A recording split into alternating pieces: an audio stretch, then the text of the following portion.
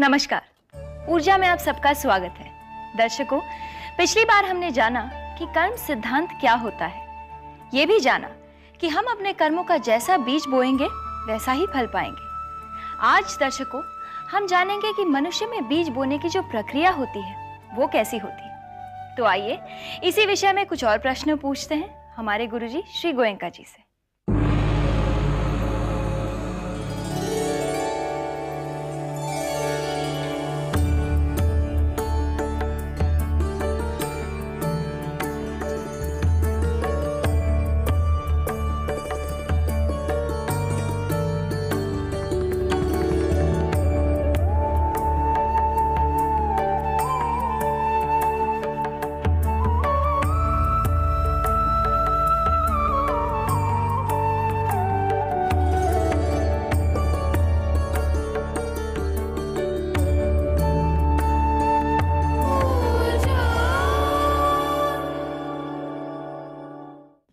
प्रणाम गुरुजी। सुखी हो बेटी। प्रणाम माता जी। गुरुजी, पिछली बार आपने कर्म सिद्धांतों को बीज और फल के आधार पर हमें समझाया। तो गुरुजी, आज हमें ये बताइए कि ऐसा कौन सा कर्म बीज बनेगा जिसके आधार पर हमें फल भुगतने पड़ेंगे। बेटी, वैसे तो हमें सारे कर्म सुधारने चाहिए। काया का कर्म भी सुधारें, वाणी का कर्म भी सुधारें, और मुख्य बात तो मन के कर्म की है। ये तीनों सुधरें तब धर्म का सार आया। तो कायिक कर्म सुधार ले, वाचिक कर्म सुधार, मन के कर्म सुधार ले, यही धर्म का सार। जो कर्म बनता है वो मन में बनता है, और उसके बाद वो बढ़ते बढ़ते बढ़ते बढ़ते वाणी पर प्रकट होता है, तो वाणी का कर्म हो गया। और बढ़ते बढ़ते बढ़ते बढ़ते शरीर पर उतरता है, तो शरीर का कर्म हो गया। जो उद्गम है, जो उत्पत्ति है, जो आरंभ है, वो मन से है। जैसे समझें कि किसी व्यक्ति से मेरे संबंध बिगड़े हुए हैं, उसे देखते ही मन ने काम करना शुरू किया। क्रोध आया, द्वेष आया, दुर्भावना आई, बहुत तेज हुई वो, तो रहा नहीं गया, तो वाणी से दो चार गालियां निकाल दी। दुष्कर्म मन का था, वाणी पर प्रकट हो गया। और तेज हुआ, और तेज हुआ, उसे दो चार चांटे लगा दिए। इस शरीर का दुष्कर्म हुआ। जैसे दुष्कर्म वैसे सत्कर्म भी। कोई बहुत दुखियारा व्यक्ति है, उसे देखते ही मन ने काम करना शुरू किया, बहुत करुणा जागी। वो मन का सत्कर्म, जो करुणा जागी, जो प्यार जागा, वो तेज हुआ, तेज हुआ, तेज हुआ, वाणी पर उतर आया। तो सांत्वना के दो शब्द कह दिए, प्यार के दो शब्द कह दिए, वाणी का सत्कर्म हो गया।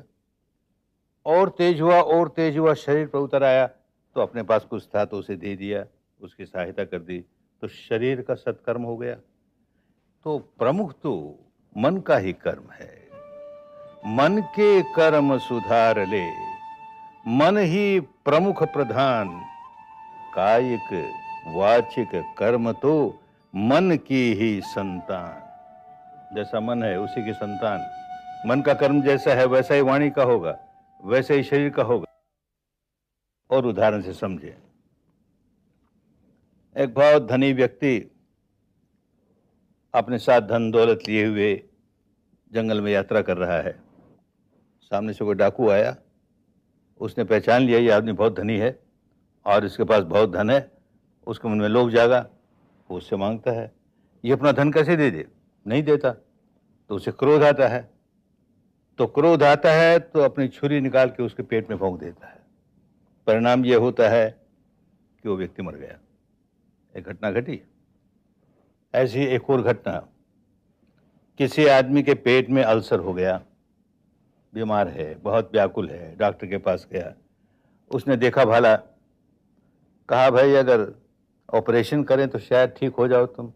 ऑपरेशन थिएटर में ले गए, ऑपरेशन टेबल पर लेटाया, डॉक्टर ने अपना चाकू निकाला, उसके पेट को काटा, और संयोग ऐसा हुआ वो मर गया। डाकू ने भी वही काम किया कि उसके छुरी से ये धनवान व्यक्ति की मृत्यु हो गई। डॉक्टर ने भी वही काम किया कि उसकी छुरी से इस रोगी की मृत्यु हो गई। तो ये प्रकृति ये निसर्ग, ये कुदरत, या यूं कहो ये परमात्मा, दोनों को एक ही दंड देगा? असंभव है। चित्त की चेतना क्या, उस डाकू के चित्त की चेतना लोभ से भरी हुई और फिर क्रोध से भरी हुई, और यहां ये डॉक्टर के चित्त की चेतना प्यार से भरी हुई, करुणा से भरी हुई, इस चेतना से काम करता है। तो प्रकृति उसे जो फल देगी वो उसके चित्त की चेतना के अनुसार देगी, शरीर के कर्म के अनुसार नहीं। जैसे चित्त की चेतना फल वैसा ही होए, दुर्मन का फल दुखद ही और सुखद सुमन का होए। मन दुर्बल हुआ तो दुख ही आएगा, मन सुमन हुआ तो सुख ही आएगा। बंधे बताए नियम है प्रकृति के, जैसा मन की चेतना है ठीक उसी प्रकार फल आएगा। गुरुजी, बहुत अच्छा उदाहरण दिया आपने। हम अक्सर अपने मन के कर्मों पर कम ध्यान देते हैं। गुरुजी, आपसे बातचीत जारी रहेगी। हम लौटते हैं एक छोटे से ब्रेक के बाद।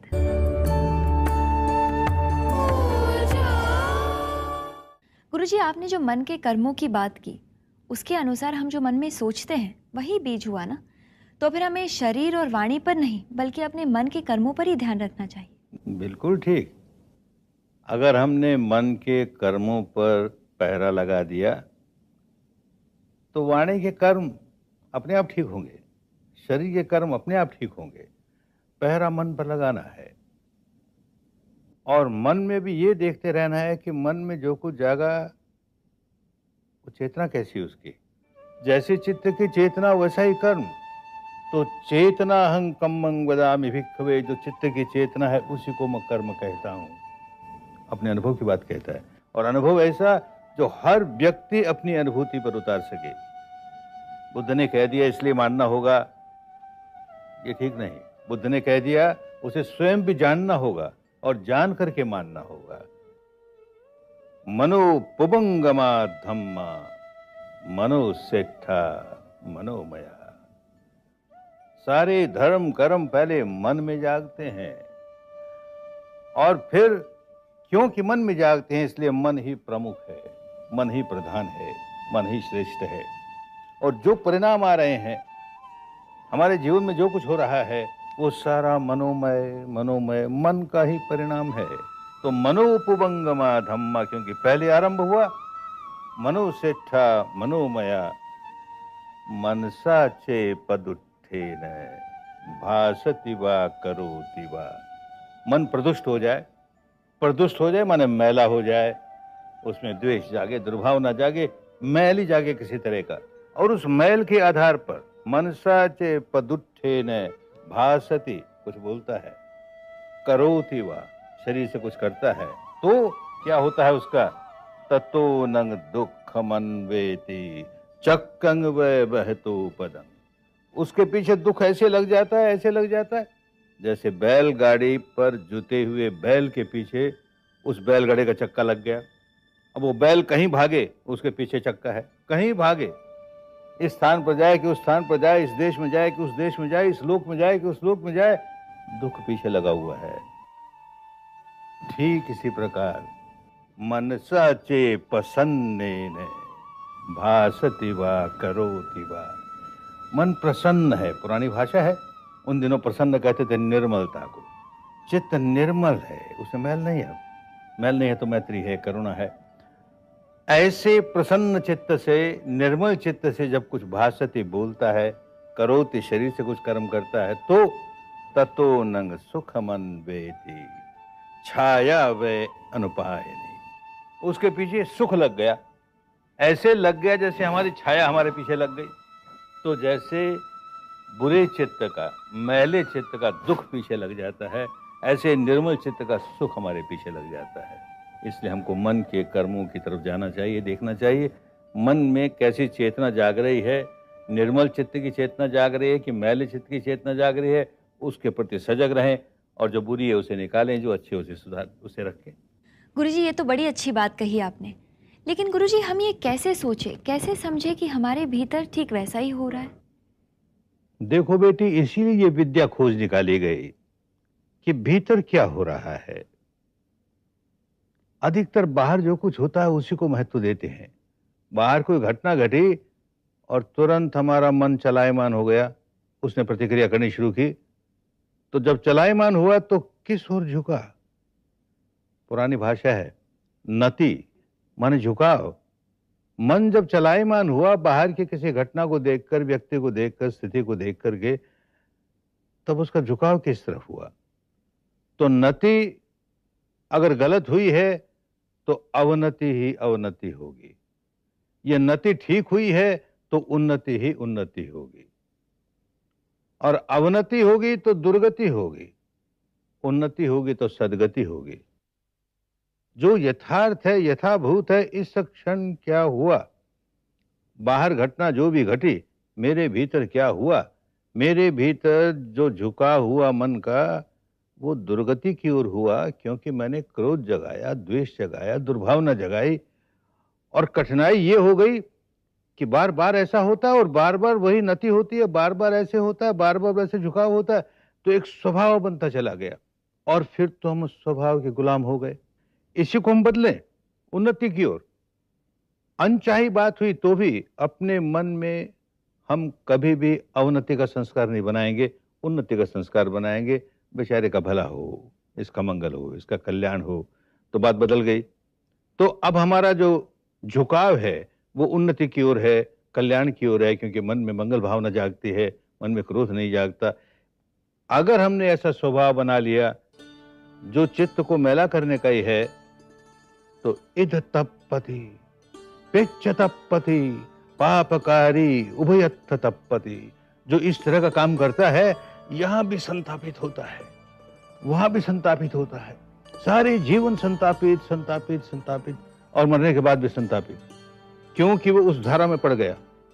और ठीक इसी प्रकार मन को निर्मल करके उस ओर झुकाता है अपने मन को, तो इध नंदति पिच्छ नंदति कत पुण्यो उभयत्थ नंदति, यहां भी आनंदित है और आगे भी आनंदित है, आनंदित है, आनंदित है, मृत्यु के बाद भी आनंदित है।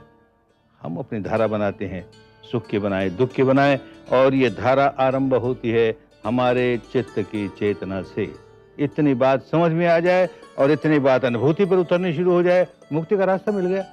जी गुरुजी, अब हमें आपकी बात बहुत ही अच्छी तरह से समझ में आई कि हमें अपना पूरा ध्यान रखना चाहिए कि हमारे मन के विचारों का झुकाव किस ओर है। बिल्कुल। उसी से हम अपने मन को सत्कर्मों की ओर ले जा पाएंगे। बिल्कुल। तो दर्शकों, आप भी इसी बात पर जरा सोचिएगा। हम लौटते हैं एक छोटे से ब्रेक के बाद।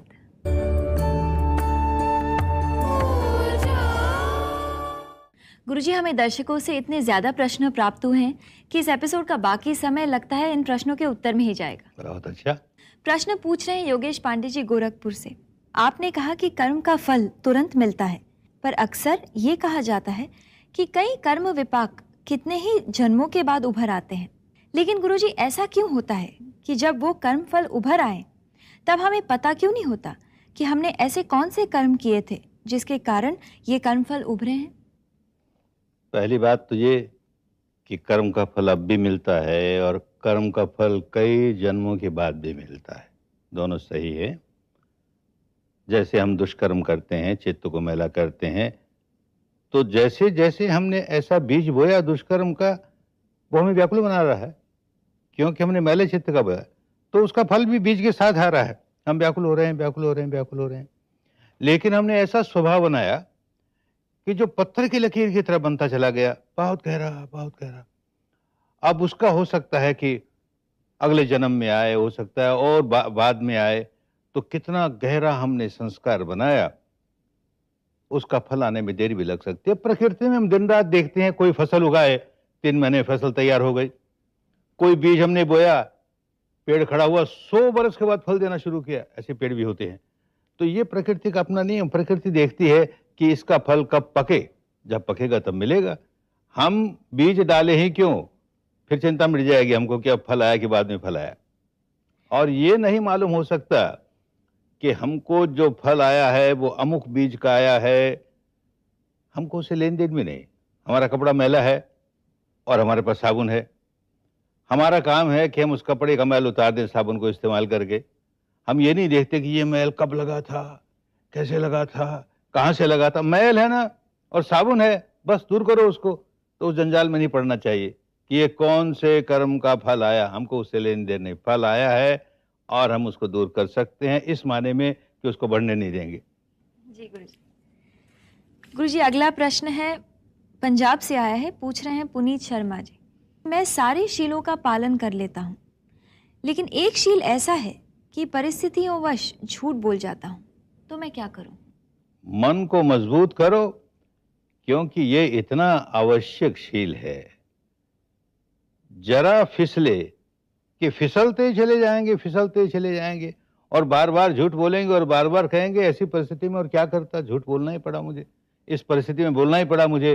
और जहां झूठ की बात बढ़ती चली गई, वहां और शील भी तोड़ते चले जाओगे। इसलिए मन को मजबूत करके इस शील को पक्का करो, बहुत कल्याण होगा।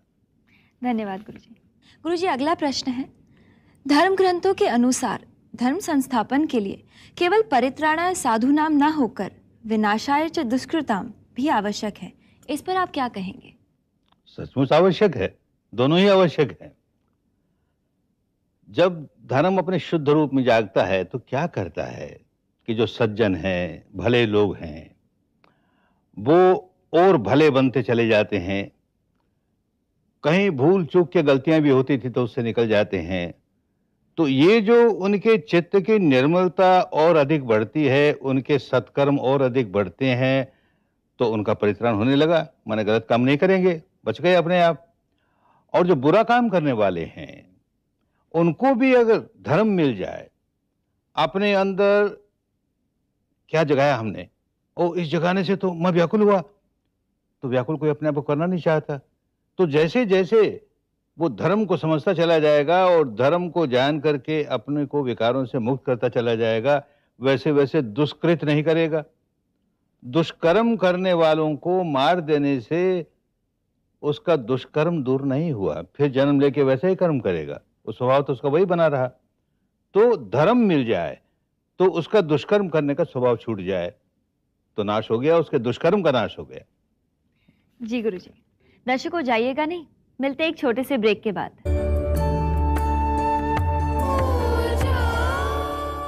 गुरुजी अगला प्रश्न पूछ रही है सीमा जी कैलकाटा से। वो पूछती है कि कोई ऐसा व्यक्ति जो स्वभाव से ही पापी है और सुधरे ही नहीं, तो उसे तो दंड देना ही होगा ना? ये कैसे मान लिया जाए कि कोई व्यक्ति सुधरेगा ही नहीं? अगर उसे ये समझ में आ जाए कि मैं जब पाप कर्म करता हूं या करती हूं तो देखो कितना अपने आप को दुखी बनाती हूं, ये समझ में आने लगा, सुधारना शुरू हो जाए। सुधारने का प्रयत्न ही नहीं हो तो क्या किया जाए? और ऐसा नहीं होता कि एक व्यक्ति हमेशा पाप ही पाप करेगा। पाप भी करता होगा, पुण्य भी करता होगा, दुष्कर्म करता होगा, सत्कर्म करता होगा। संत ईसा मसीह के जीवन की एक घटना, एक महिला पर यह आरोप लगा कि यह दुराचारणी है, उसने दुराचार किया। अब उन दिनों की प्रथा के अनुसार इसको पत्थरों से मार मार के मार दो। लोग इकट्ठे हो गए, उसे पत्थर मार रहे हैं। अब ये तो करुणा का पुत्र है, मैत्री का पुत्र है, करुणा जागी, ये क्या कर रहे हैं? तो कहा रुको भाई, मुझे एक बात तो बताओ कि जो इसे मार रहे हो दुराचार की वजह से, तुम लोगों में से वही मारे जिसने कभी दुराचार नहीं किया हो। एक बार भी दुराचार किया तो तुम मारने के अधिकारी नहीं हो। वही, आप दुराचार तो सबने किया है, कम किया है कि ज्यादा किया है। तो आदमी पहले अपने आप को सुधारे, तब दूसरे को सुधारने का प्रयत्न करे। जो अपने को ही नहीं सुधार सका वो दूसरे को क्या सुधारेगा? और मार देने से किसी समस्या का समाधान नहीं हुआ, सुधार देने से हुआ। जी गुरुजी। गुरुजी अगला प्रश्न पूछ रहे हैं किशोर जी रायपुर से। एक प्रचलित मान्यता ऐसी भी है कि ये सारा संसार ईश्वर का बनाया हुआ है, हमें भी वही जीवन देता है। गुरुजी अगर ऐसा ही है तो ये मन भी तो उसी का बनाया हुआ है और जैसा वो चाहेगा वैसा ही होना है, तो ये सारी एक्सरसाइज क्यों करे? ये अपने आप को धोखा देने की बात है। अगर सचमुच ईश्वर ने बनाया है तो ईश्वर ने ये नियम भी तो बनाए हैं कि तुम दुष्कर्म करोगे, अपने मन को मैला करोगे, तुम्हें दंड मिलेगा। सत्कर्म करोगे, अपने मन को निर्मल करोगे, तो तुम्हें पुरस्कार मिलेगा। अगर ईश्वर का बनाया हुआ है तो ये नियम भी तो ईश्वर का बनाया हुआ है। तो अगर उसे खुश करना है तो उसके नियम के मुताबिक जीवन ढालें। ये तो अपने आप को धोखा देने के लिए दुष्कर्मों से बाहर निकल नहीं सकते, तो एक आंसर ये दे दिया कि हम क्या करें, ईश्वर की मर्जी, वो करे सो हो, उसने किया तो इसलिए हम कर रहे हैं।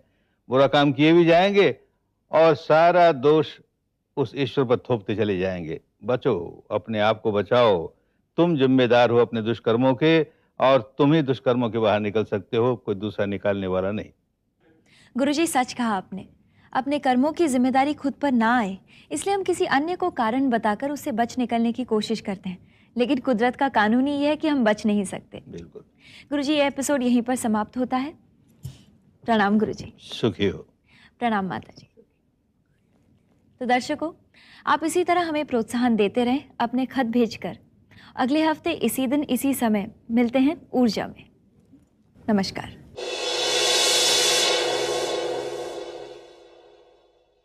हमारा पता है ऊर्जा, Zee network, postbag number 1, Andheri east, Mumbai 99, India, TVC।